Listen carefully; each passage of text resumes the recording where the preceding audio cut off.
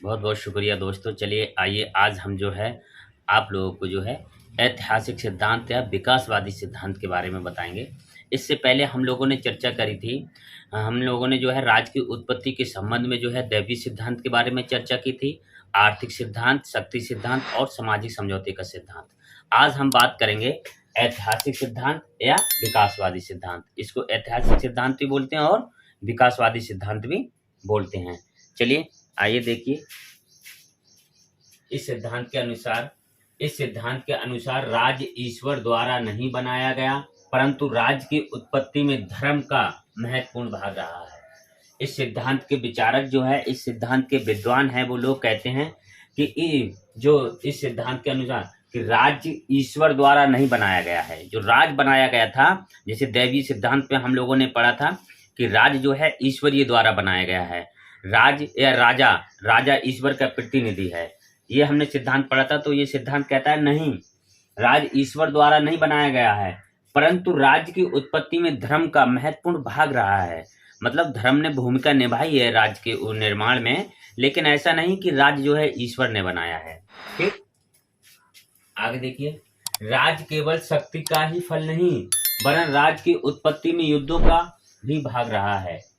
ये सिद्धांत कहता है, जब हमने पढ़ा था कि शक्ति का सिद्धांत, हमने शक्ति का सिद्धांत में बताया कि जो शक्तिशाली है, जो बलवान होगा, उसी ने क्या करा, अपने वर्चस्व को कायम रखने के लिए एक राज्य का निर्माण किया और अपना वहां का शासक बन बैठा। ठीक है, तो अब इसमें ये कह रहे हैं कि राज्य के निर्माण में जो है शक्ति का ही फल नहीं रहा, युद्धों का भी महत्वपूर्ण भाग रहा है। जो युद्ध हुए तो उनका भी महत्वपूर्ण भाग रहा है। ये बात इसमें सत्य है। राज्य समझौते से नहीं बना है, लेकिन कोई भी राज्य बिना प्रजा की सहमति के अधिक दिनों तक टिक नहीं सकता। ये कहते हैं कि राज्य जो है समझौते से नहीं बना है। जो हमने समझौता सिद्धांत पढ़ा था वो एक काल्पनिक सिद्धांत था। कहना है कि राज्य जो है समझौते से नहीं बना है, लेकिन कोई भी राज्य बिना प्रजा के सहमति के अधिक दिनों तक टिक नहीं सकता। अगर प्रजा की सहमति नहीं होगी तो कोई भी राजा अधिक दिनों तक नहीं टिक पाएगा। तो प्रजा की सहमति तो होती है, ये बात तो सही है, लेकिन ये कहें हम कि सामाजिक समझौते के द्वारा ही राज्य का निर्माण हुआ, ये तो कहना सही नहीं है। राज्य केवल आर्थिक कारणों का ही कार्य नहीं है, यद्यपि आर्थिक विकास का भी राज्य की उत्पत्ति में हाथ रहा है। ये कह रहे हैं कि हमने जो आर्थिक कारण या आर्थिक सिद्धांत जो पढ़ा है, तो ये कह रहे हैं कि सिर्फ आर्थिक कारणों का ही कार्य नहीं है राज्य के निर्माण में, आर्थिक जो विकास हुआ है राज्य की उत्पत्ति में, उसकी भी बहुत बड़ी भूमिका रही है। चलिए आगे देखिए। इस प्रकार ऐतिहासिक सिद्धांत के अनुसार सामाजिक विकास की एक विशेष अवस्था में राज्य उत्पन्न हुआ। ये कह रहे हैं कि सामाजिक विकास की एक विशेष अवस्था में राज्य उत्पन्न हुआ था। इनकी आलोचना करता है विकासवादी सिद्धांत इन चारों सिद्धांतों की, और फिर अपना निर्णय देता है और कहता है कि ऐतिहासिक सिद्धांत के अनुसार, ऐतिहासिक सिद्धांत के मानने वाले जो विचारक हैं, जो विद्वान हैं, वो लोग कहते हैं कि सामाजिक विकास की एक विशेष अवस्था में राज्य का उत्पन्न हुआ है। जैसे राज्य कोई ऐसा संघ नहीं जो कि एक दो दिन में बन गया हो, परंतु इसके उत्पन्न होने में हजारों वर्षों का समय लगा होगा। ऐतिहासिकवादी या विकासवादी लोग कहते हैं कि ऐसा नहीं कि एक दिन में ही लोगों ने समझौता कर लिया, या एक दिन में आर्थिक कारणों से या एक कोई शक्तिशाली बन बैठा और एक दिन में ही मतलब राज्य का निर्माण हो गया। ऐसा नहीं है, ये प्रक्रिया क्रम से चली है और इसमें हजारों वर्षों लगे होंगे। हजारों वर्षों के बाद में कहीं राज्य का निर्माण हुआ होगा। ये कह रहे हैं कि राज्य की उत्पत्ति के विकास में भाग लेने वाले तत्व, राज्य की उत्पत्ति में जिसने भाग लिया है वो तत्व हैं रक्त संबंध, रक्त का संबंध, धर्म संबंध, आर्थिक आवश्यकताएं, युद्ध, राजनीतिक। इन ऐसे बहुत सारे तत्व हैं जिन्होंने क्या है राज्य के निर्माण में भूमिका निभाई है और हिस्सा लिया है। जैसे रक्त संबंध के बारे में कहें, कुटुंब रक्त संबंध पर आधारित सबसे घनिष्ठ समूह है। कहते हैं कि कुटुंब जो है रक्त संबंध पर आधारित सबसे घनिष्ठ समूह है। कुटुंब से तात्पर्य माता पिता तथा उनके बच्चों से है। कुटुंब का मतलब क्या है, यहाँ पर जो है रक्त जो संबंध है उसकी भी राज्य के निर्माण में भूमिका रही है, और कुटुंब से मतलब है माता पिता और उनके बच्चे। कुटुंब से राज्य की उत्पत्ति कैसे हुई, विद्वानों ने दो मत दिए हैं। वो कह रहे हैं कि राज्य की उत्पत्ति कुटुंब से कैसे हुई, किस प्रकार हुई, इसके संदर्भ में विद्वानों ने दो मत दिए हैं। पहला पितृ प्रधान सिद्धांत, दूसरा मातृ प्रधान सिद्धांत। ठीक है, पितृ प्रधान सिद्धांत में क्या है इसके बारे में देख लीजिए। इस सिद्धांत का सर्वप्रथम प्रतिपादक अरस्तु ने किया। किसने किया? अरस्तु ने किया सबसे पहले पितृ प्रधान सिद्धांत। इसके अनुसार सबसे पहला समूह कुटुंब था। कई कुटुंब के मिलने से ग्राम और कई ग्रामों के आपस में मिलने से राज्य की उत्पत्ति हुई। ये कह रहा है कि इस सिद्धांत के अनुसार सबसे पहले एक परिवार था और कई परिवारों के मिलने के बाद में एक गांव बना और एक गांव से ही आपस में कई गांवों को मिलने से क्या हुआ? एक राज्य का निर्माण हुआ या राज्य की उत्पत्ति हुई। इस सिद्धांत में घर या परिवार का कोई बड़ा पुरुष प्रधान होता था। कहते हैं कि इस घर में इस सिद्धांत में, पितृ प्रधान सिद्धांत में घर का कोई भी बड़ा पुरुष क्या होता था? घर का मालिक होता था, प्रधान होता था। और सब क्या होते थे? सदस्य होते थे। उसी के आधार पर राज्य की उत्पत्ति हुई है। इस सिद्धांत का सबसे प्रबल समर्थन किया हेनरी मैन ने सबसे प्रबल समर्थन किया है। सबसे पहले इस सिद्धांत का प्रतिपादक की बात करें, जिन्होंने सबसे पहले सिद्धांत को दिया था, तो वो अरस्तु हैं। और अगर इस सिद्धांत का हम कहें कि प्रधान कौन होता था, यहाँ पितृ प्रधान सिद्धांत में कौन मुखिया होता था, तो घर का जो है सबसे बड़ा जो पुरुष होता था वही क्या होता था? प्रधान होता था। आज भी जो है मुखिया वही होता है।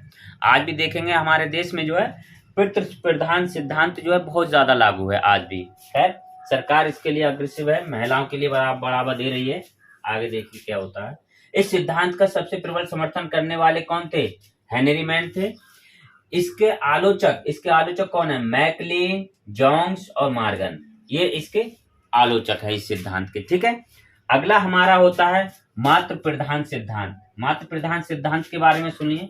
ये दूसरा हमारा क्या है? मातृ प्रधान। इसमें क्या, इसके जो समर्थक थे, इसके आलोचक देखिए, यहाँ पर पितृ प्रधान सिद्धांत के ये लोग आलोचक थे, ये तीन लोग।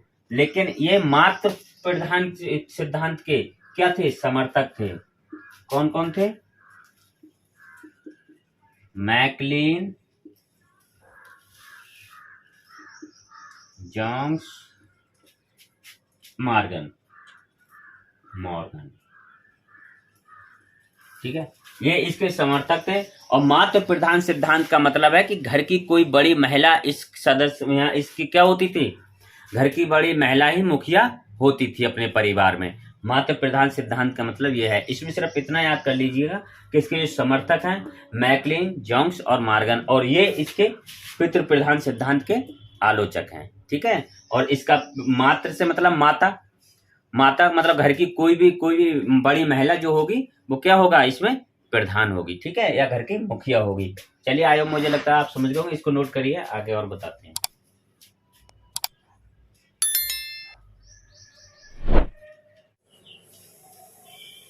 देखिए, अब हम बात करते हैं धर्म किस तरीके से इसमें जो है इसने भूमिका निभाई है राज्य की उत्पत्ति में। प्राचीन समाज में धर्म का अत्यधिक प्रभाव था। प्राचीन समाज में धर्म का अत्यधिक प्रभाव था। गिल क्राइस्ट लिखता है कि कुटुंब उतना ही धार्मिक संघ था जितना कि स्वाभाविक है। कुटुंब जो है उतना ही धार्मिक था जितना कि स्वाभाविक। कौन लिखता है? गिल क्राइस्ट। इस तरीके से वो दे देगा कि कुटुंब उतना ही धार्मिक संघ था जितना कि स्वाभाविक। ये किसने कहा है? तो आप कहेंगे गिल क्राइस्ट है। गैटियल के शब्दों में देखिए, रक्त संबंध तथा धर्म एक ही वस्तु के दो पक्ष हैं। ये कहना है रक्त संबंध तथा धर्म एक ही वस्तु के दो पक्ष हैं। अब इस तरीके से वो दे देगा रक्त संबंध तथा धर्म एक ही वस्तु के दो पक्ष हैं। ये किसने कहा? तो आप कहेंगे गैटियल ने। धर्म ने प्राचीन समाज के संगठन में अत्यंत सहायता पहुंचाई। ये कहना है कि धर्म ने प्राचीन समाज के संगठन में, जो प्राचीन में जो संगठन बना था, समाज का जो संगठन बना था, उसमें क्या है? अत्यंत सहायता पहुंचाई थी धर्म के अनुसार लोग एक होते हैं। ठीक है, विल्सन ने लिखा है, विल्सन क्या कहते हैं? धर्म विचार था, सजातता इसका रूप थी।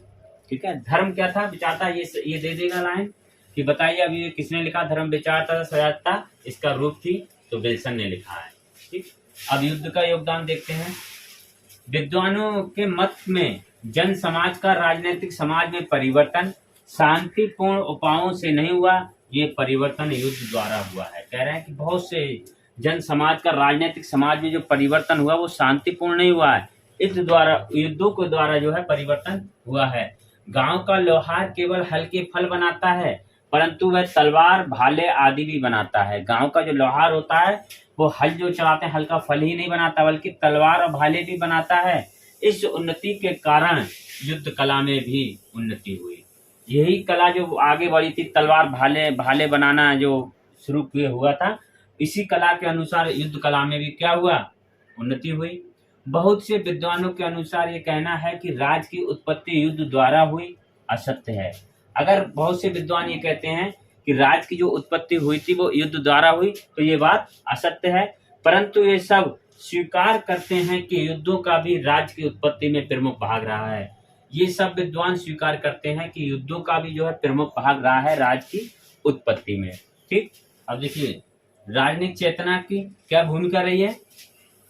ब्रंटसली का मत है कि राज्य की स्थापना इस कारण हुई क्योंकि मनुष्य के स्वभाव से ही सामाजिक जीवन की इच्छा है। मनुष्य के स्वभाव में ही क्या है, सामाजिक जीवन की इच्छा है, समाज में जीने की इच्छा रखता है मनुष्य, इसीलिए क्या हुआ, राज्य की स्थापना हुई। सामाजिक जीवन सभ्यता के प्रत्येक पक्ष के साथ जटिल से जटिलतर होता चला गया। ये कहना है कि सामाजिक जीवन सभ्यता के प्रत्येक पग पे साथ साथ क्या जटिल से जटिलतर होता चला गया।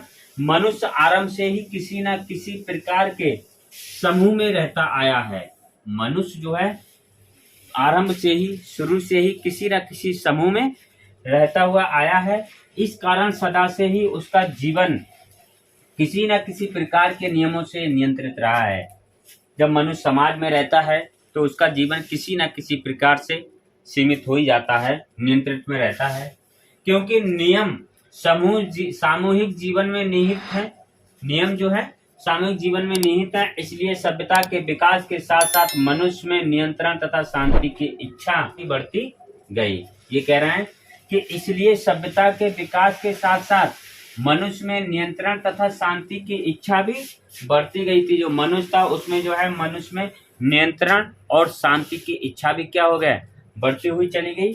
आगे देखिए, विकासवादी सिद्धांत यह बताता है कि राज्य की उत्पत्ति कई तत्वों के मिलने से हुई और इसकी उत्पत्ति में हजारों वर्ष लगे। विकासवादी सिद्धांत का मतलब है कि ये क्रम से चला है, इसमें हजारों वर्ष लगे हैं। ऐसा नहीं कि खाली सिर्फ युद्ध से ही हो गई राज्य की उत्पत्ति, या शक्ति से हो गई, या सामाजिक समझौते से हो गई, या दैवीय उत्पत्ति हो गई अचानक, ऐसा नहीं। ये कहते हैं कि बहुत कई वर्षों, हजारों वर्षों लगे हैं, क्योंकि शुरू से ही व्यक्ति किसी न किसी नियंत्रण में रहा है, समूह में रहा है, और उस आधार पे क्रम बाय जो है जिस प्रकार से जो है मनुष्य के जीवन में जिस प्रकार से उसमें सभ्यता आती गई और उसी प्रकार से समूह बनते चले गए और फिर लास्ट में जाके राज की उत्पत्ति हुई। ये सिद्धांत राज की उत्पत्ति का वास्तविक सिद्धांत माना जाता है। और ये विकासवादी सिद्धांत जो है इसी को क्या वास्तविक सिद्धांत माना जाता है, और सभी सिद्धांतों को वास्तविक नहीं माना जाता। लेकिन हाँ, और जो भी सिद्धांत मैंने बताया, जैसे दैवीय धर्म का सिद्धांत जिसमें दिया गया था, धर्म की बात है कि दैवीय सिद्धांत में, या शक्ति का सिद्धांत है, आर्थिक सिद्धांत या सामाजिक समझौते का सिद्धांत, तो इसमें कहीं ना कहीं जो है राज की उत्पत्ति में कुछ ना कुछ भूमिका रही है, थोड़ी बहुत भूमिका रही है, लेकिन इसको सत्य नहीं मान सकते। सत्य सिर्फ किसको मानते हैं, विकासवादी सिद्धांत को ही सत्य माना जाता है। ये कहता है कि ये ऐतिहासिक सिद्धांत है, जो इतिहास से शुरू से ही व्यक्ति जो है समूह में रहा है, और समूह में रहने के साथ साथ उसमें सभ्यता का उत्पन्न हुआ, सभ्यता आती गई चली गई, और वो समूह बढ़ते चले गए, और फिर मुखिया का निर्माण हो गया, वहां पर मुखिया बनने लगे, और इसके साथ ही साथ फिर जब राजा बनने लगा, राजा बनने के बाद में राज्य की उत्पत्ति हो गई। तो इस प्रकार से राज्य की उत्पत्ति हुई है, न कि किसी अचानक दैवीय सिद्धांत या शक्ति या युद्ध के कारण या आर्थिक कारणों के हुई है। ठीक है, लेकिन कुछ ना कुछ उनकी भी भूमिका रही है। चलिए इसको नोट कर लीजिए। और ये आज हमारा ये हो गया, ये हमारे 5 सिद्धांत हमने कंप्लीट कर दिए हैं। अब कुछ अन्य ऐसे सिद्धांत हैं जिनके बारे में जो है एग्जाम में पूछ लेता है कि ये सिद्धांत किसने दिया है, तो कुछ विद्वान हैं उनके बारे में हम बता देंगे। कुछ छोटे छोटे सिद्धांत हैं तो उनके बारे में भी हम लोग चर्चा कर लेंगे। ठीक है, चलिए आज के लिए इतना ही काफी। बहुत बहुत शुक्रिया। जय हिंद।